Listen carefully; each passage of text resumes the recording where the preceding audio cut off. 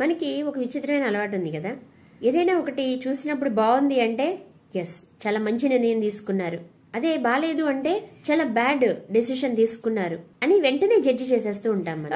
Example గా చెప్పాలంటే ఒక డాక్టర్ ఒక వ్యక్తికి మెడిసిన్ ఇచ్చారండి. ఆ మెడిసిన్ చాలా చక్కగా పనిచేస్తుంది. ఇప్పటికి కొన్ని వందల వేల మందికి ఇచ్చారు అదే మెడిసిన్. కొన్ని రోజుల తర్వాత కొన్ని కారణాల వల్ల చనిపోతాడు. అంటే ఆ డాక్టర్ ఆ మెడిసిన్ ఇవ్వడం వల్లనే అతను చనిపోయాడు. అక్కడ అతనికి ఒక రేర్ డిసీజ్ వచ్చింది, ఆ టాబ్లెట్ యూజ్ అవ్వలేదో లేకపోతే సైడ్ ఎఫెక్ట్ వచ్చిందో.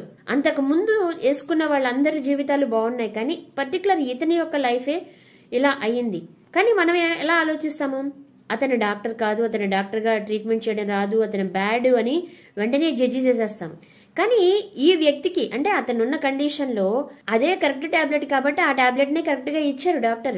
మనం దాన్ని అస్సలు యాక్సెప్ట్ చెయ్యము. అక్కడ రిజల్ట్ బాగాలేదు కాబట్టి వెంటనే బ్యాడ్ జడ్జిమెంట్ ఇచ్చేస్తూ ఉంటాము. అలాగే ఏదైనా ఒక స్టాక్ మార్కెట్ లో ఇన్వెస్ట్ చేస్తే అతను ఇన్వెస్ట్ చేసిన టైం ని బట్టి ఒకవేళ ఇన్వెస్ట్మెంట్ పెరిగింది అనుకోండి, అబ్బో చాలా తెలివిగా ఇన్వెస్ట్ చేశాడు, చాలా తెలివైన వాడు అని చెప్పి వెంటనే అతన్ని పొగడ్తలతో ముంచేస్తాం. అక్కడ కేవలం పరిస్థితిని బట్టి వాళ్ళ మానసిక స్థితిని బట్టి మాత్రమే వాళ్ళు నిర్ణయం తీసుకున్నారు. అది లాభమా నష్టమా తప్ప ఒప్ప కాదు.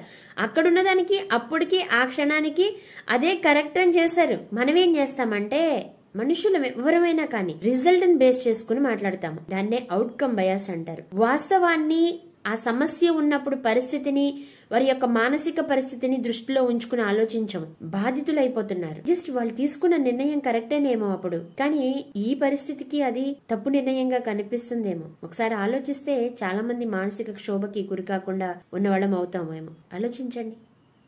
Thank you.